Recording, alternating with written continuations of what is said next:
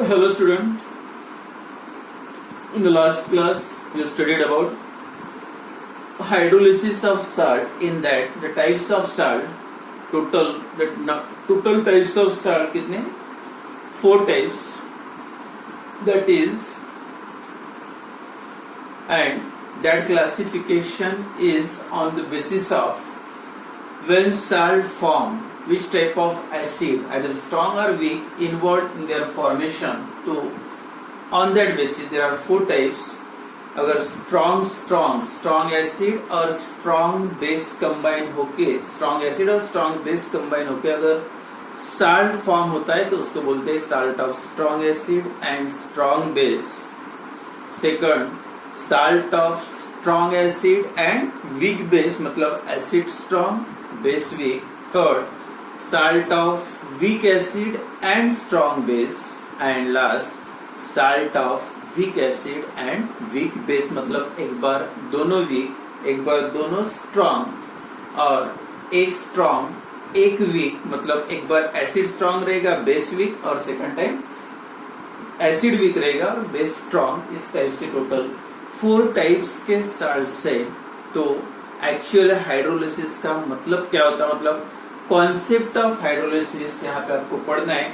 किसको हाइड्रोलिसिस बोलेंगे, एक्चुअली उसकी डेफिनेशन क्या है शॉर्ट में. अगर ये नाउन के बेसिस पे देखा जाए तो हाइड्रोलिसिस मतलब हाइड्रो वाटर एंड लिसिस का मतलब होता है ब्रेकिंग ऑफ वाटर मॉलिक्यूल. मतलब साल्ट वाटर को कैसे ब्रेक करता है, कैसे ब्रेक करता है मतलब हाउ इट इज कन्वर्टेड, मतलब H2 into H positive and OH negative. ऐसे ए वाटर का डिसोसिएशन कैसे होता है ये पढ़ना है. तो इसके लिए सबसे इम्पोर्टेंट जो बताया, कोई भी साल्ट दिया रहेगा एग्जाम्पल, तो आपको समझ में आना चाहिए वो कौन से टाइप में आता है. लास्ट टाइम मैंने बताया था क्लियर. इसके लिए कोई भी कंपाउंड दिया है, कोई भी साल्ट दिया है, तो आप कैसे पहचानोगे, उसके लिए बहुत ही सिंपल इजी जो मैंने बताया था, बस 3 एसिड और 2 बेसेस स्ट्रॉन्ग वाले याद रखो. अगर ये 3 एसिड्स एंड 2 बेसेस अगर आपको याद अगर मतलब समझ में आ जाता है तो वो साल्ट पहचानने में कोई प्रॉब्लम नहीं आएगा. तो जो 3 एसिड्स है कौन कौन से, हाइड्रोक्लोरिक एसिड मतलब HCl, hydrochloric acid HCl, sulphuric acid H2SO4 और नाइट्रिक एसिड HNO. ये 3 एसिड याद रखो. बाकी है लेकिन जो मेन कॉमन एसिड्स है HCl, H2SO4, HNO3, और से 2 बेसेस याद रखना है NaOH and KOH, sodium hydroxide and potassium hydroxide.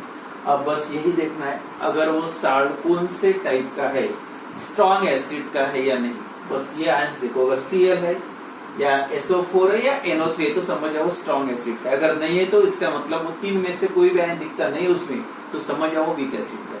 उसके बाद बेस कौन सा है, स्ट्रॉन्ग है या वीक है, तो उसमें ये देखना है सोडियम है क्या उसके पास या पोटेशियम. सोडियम या पोटेशियम अगर उसमें नहीं दिखता है तो समझ जाओ साल्ट कौन से टाइप, मतलब जो भी साल्ट है वो साल्ट स्ट्रॉन्ग बेस का नहीं. अगर ये दोनों में से कोई नहीं होता है तो अगर है ये 3 एसिड स्ट्रॉन्ग के लिए 2 बेसिस और स्ट्रॉन्ग बेसिस के लिए, यानी वो साल्ट स्ट्रॉन्ग बेस का है या नहीं ये पहचानने के लिए 2 बेसिस का सोडियम और पोटेशियम याद रखना है, और स्ट्रॉन्ग एसिड का है या नहीं ये समझने के लिए ये 3 आयंस Cl, SO4 और NO3 याद रखना है. तो नेक्स्ट जो स्टार्ट करते हैं कॉन्सेप्ट ऑफ हाइड्रोलिसिस. तो हाइड्रोलिसिस का एक्चुअल कॉन्सेप्ट क्या है, कैसे जो वाटर के आयंस फॉर्म होते हैं या आयंस को डिस्ट्रॉय करते हैं साल्ट के आयंस, मतलब H positive and OH negative ions को. तो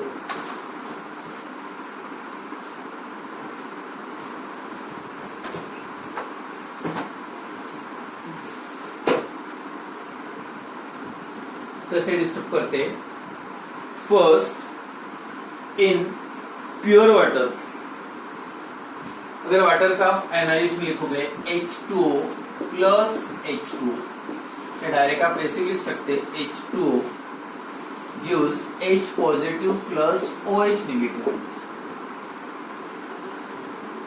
H2O H positive plus OH, but actually जो अरेनियस थ्योरी में हो गया था concept H positive ion always exist in the form of hydronium ion. H3 positive, जो H पॉजिटिव यहाँ पे फॉर्म हुआ है वो फ्री फॉर्म में नहीं होता है, it combine with another water molecule and form hydronium. इसलिए दो मॉलिक्यूल्स ले लो, दोनों रिएक्शन चलेंगे।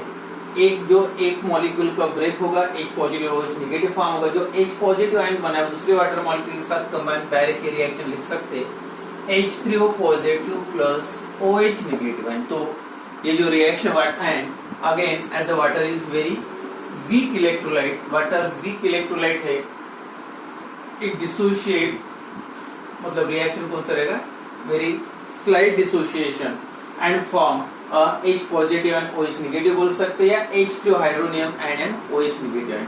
बट साल्ट बीइंग स्ट्रॉन्ग, तो जब भी आप वाटर का रिएक्शन लिखोगे तो that reaction is always reversible because the solution contain water is a very poor conductor of electricity because it contain very less number of ions, and salts are generally considered as a strong electrolyte। तो salt जो होते हैं strong electrolyte, कोई भी example ले लो, जैसे NaCl का reaction लिखोगे तो डायरेक्ट इरिवर्सिबल है, Na positive and Cl negative.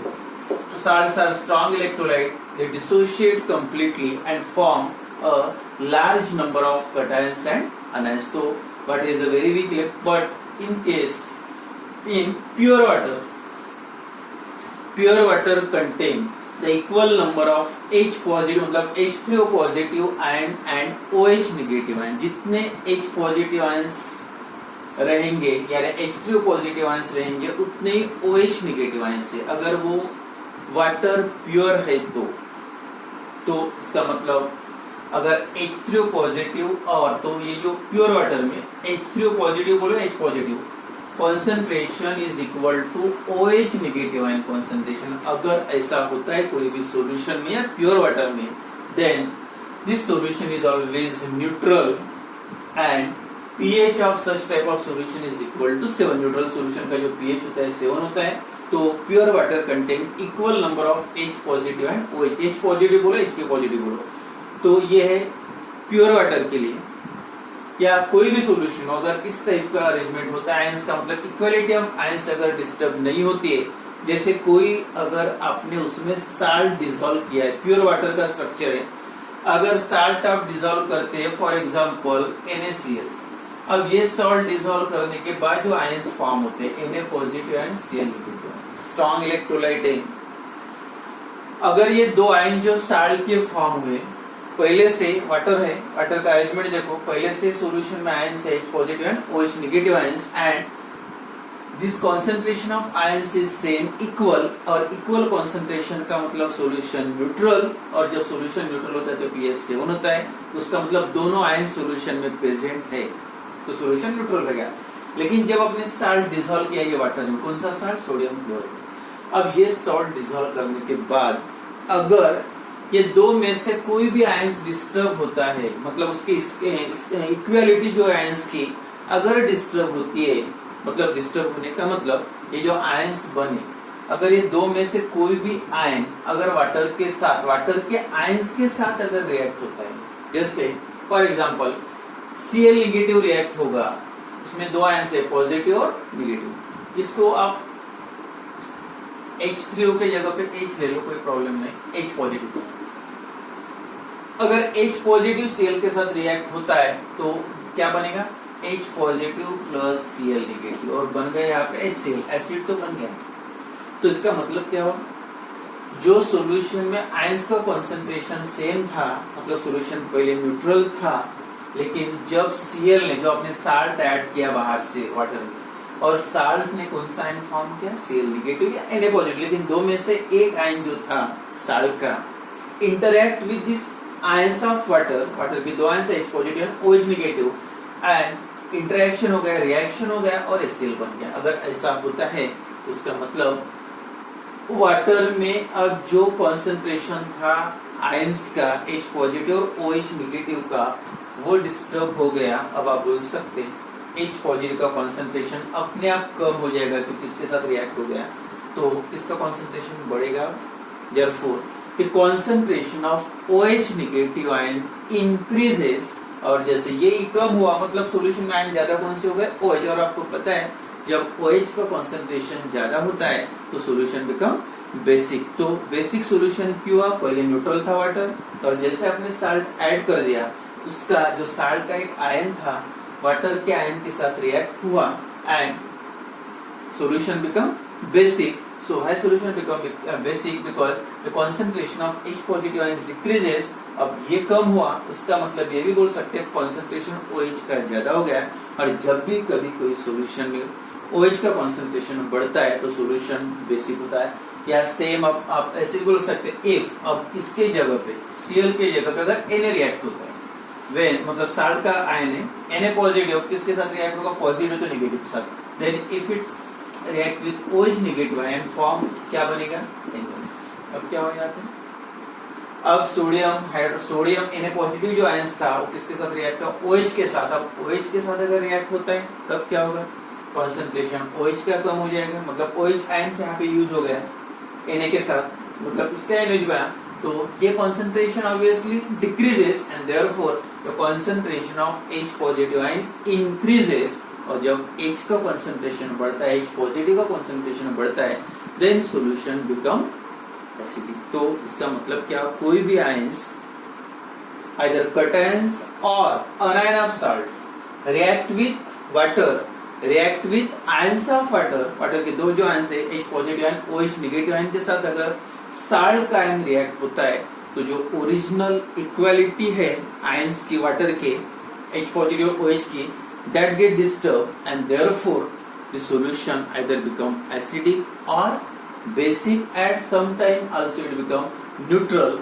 So that process, that reaction is called a कब होता है? when and is salt dissolved in water. जब भी कोई salt आप वाटर में डिसॉल्व करोगे तब अगर डिसॉल्व करने के बाद अभी इक्वालिटी मेंटेन रहती है, कंसंट्रेशन आयंस का डिस्टर्ब नहीं होता है, तो उसका मतलब हाइड्रोलिसिस नहीं हुआ।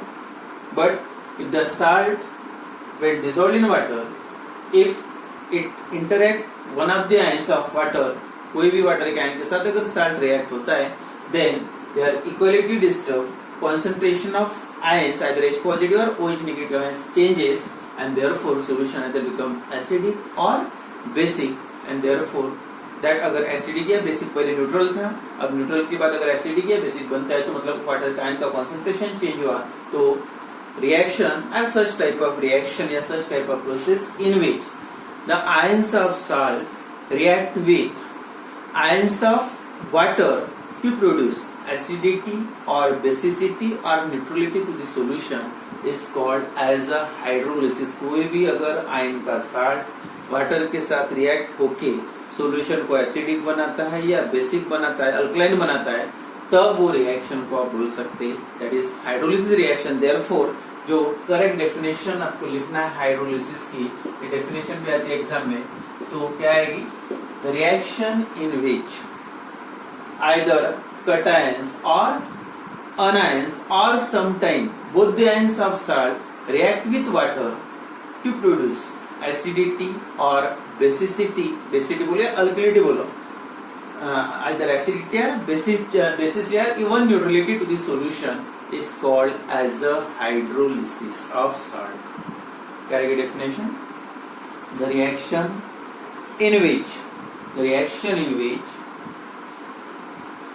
in which ions of salt मतलब either cations or anions or both the ions of salt react with water to produce acidity or basicity or alkalinity and neutrality to the solution is called as the hydrolysis।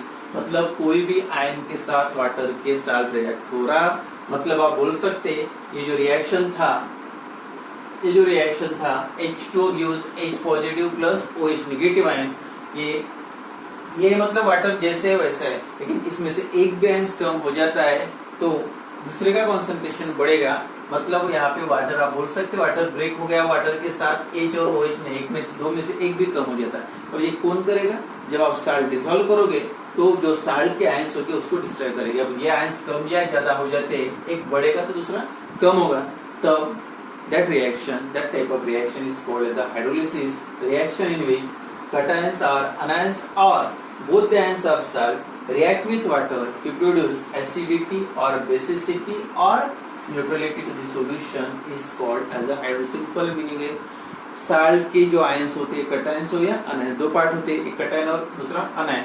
उसमें से अगर कोई भी ion water के ions के साथ मतलब H positive या OH नेगेटिव आयन के साथ रिएक्ट होता है एंड वो solution either it become acidic और बेसिक और neutral, then this type of reaction is called as the hydrolysis. तो अलग अलग साल्ट है, अब सॉल्यूशन को आप कैसे पहचानोगे? अगर डायरेक्टली आप साल्ट देख के भी बता सकते कौन सा टाइप, मतलब अगर ये साल्ट वाटर में डिसॉल्व करोगे तो सिंपल इतना मैकेनिज्म भी जानने की जरूरत नहीं, सीधा सीधा याद रखने के लिए होते हैं। इसमें जो एंट्रेंस एग्जाम होते हैं उसमें इस टाइप के क्वेश्चन आते हैं, which of the following salt do not undergo hydrolysis, या which of the following salt when dissolved in the water solution become acidic, या pH of solution is less than 7, greater than 7, is equal to 7, is equal to 7 मतलब neutral, less than 7 acidic, more than 7 basic. तो इस type के वो depend करता है salt कौन से टाइप का है, तो सॉल्यूशन एसिडिक होगा, बेसिक होगा या न्यूट्रल होगा, दैट टोटल डिपेंड। तो एक डायरेक्ट में बताना पहले, बाद में मैकेनिज्म की बात तो पता चलेगा ही, लेकिन डायरेक्टली आप कैसे याद रखोगे सॉल्यूशन का नेचर क्या रहेगा, that depends on type of salt.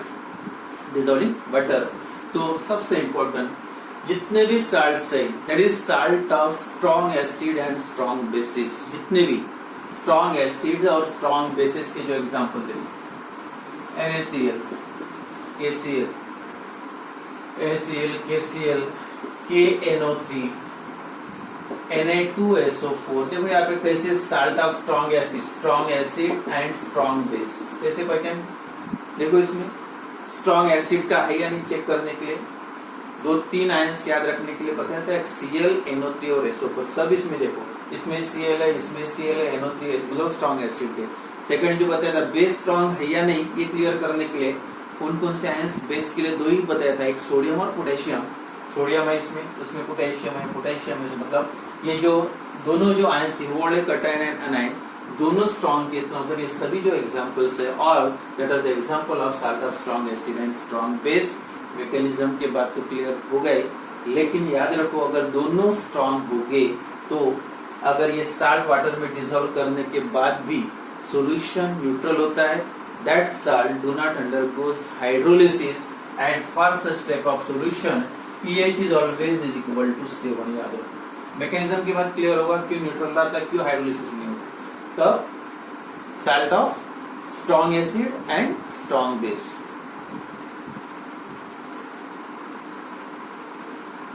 Second salt of strong acid strong base. अब एक salt of strong acid and weak base अगर रहा तो salt of strong acid weak base, for example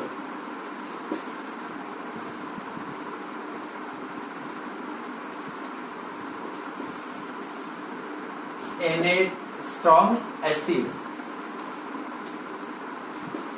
NH4Cl, ammonium chloride, NH4NO3 या NH4Y2SO4, ये सभी देखो Cl मतलब strong acid, NO3 strong acid, SO4, लेकिन उसमें अब तीनों में NH4 दिख रहा है, Cl नहीं है, पोटेशियम नहीं है, sodium salt of strong acid है वीक बेस। तो अगर अब ये ठीक है स्ट्रॉन्ग रहा तो न्यूट्रल। अब इसमें देखो एक स्ट्रॉन्ग एक वीक होता है, अब ये और दूसरा example weak acid and strong base, एक वीक है एक स्ट्रॉन्ग है, उस टाइप से ये तीन के लिए स्पेशली। बाकी फोर्थ का तो थोड़ा सा क्लियर करना पड़ेगा, रिएक्शन लिखना पड़ेगा, लेकिन इसका देखो दोनों स्ट्रॉन्ग रहे तो solution neutral, pH is equal to 7 and this type of salt do not undergo hydrolysis. अब सेकंड ये दो टाइप में एक स्ट्रॉन्ग एक वीक। अब इसमें सीधा सीधा याद रखना है दो में से NH4Cl है, स्ट्रॉन्ग एसिड वीक बेस है, तो उसमें सीधा जो स्ट्रॉन्ग रहेगा वो उसका नेचर है। एसिड का स्ट्रॉन्ग एसिड का साल्ट है तो एसिडिक, स्ट्रॉन्ग बेस का साल्ट है तो बेसिक। तो देखो ये साल्ट ऑफ स्ट्रॉन्ग एसिड है वीक बेस, तो याद रखो एसिड स्ट्रॉन्ग है therefore solution is acidic and pH is less than 7। अब third type weak acid strong है, सब यहाँ पे स्ट्रॉन्ग कौन सा है। अब इसके example CH3COONA sodium acetate, sodium salt of acid, या NaCN सोडियम साइनाइड, मतलब एसिड वीक है और बेस सोडियम दिख रहा है स्ट्रॉन्ग बेस है। तो ये जो दोनों एग्जांपल है कौन से, साल्ट ऑफ वीक एसिड है स्ट्रॉन्ग बेस। अगर इस टाइप स्ट्रॉन्ग कौन है यहाँ पे बेस है, and therefore it is a solution is basic in nature and pH is greater than 7 और सच टाइप ऑफ साल्ट जो strong acid strong weak base हो या वीक एसिड स्ट्रॉन्ग बेस हो, दोनों टाइप में हाइड्रोलिसिस होता है। और स्ट्रॉन्ग एसिड का साल्ट है वीक बेस का है तो एसिडिक रहेगा, स्ट्रॉन्ग बेस का साल्ट है तो बेसिक रहेगा।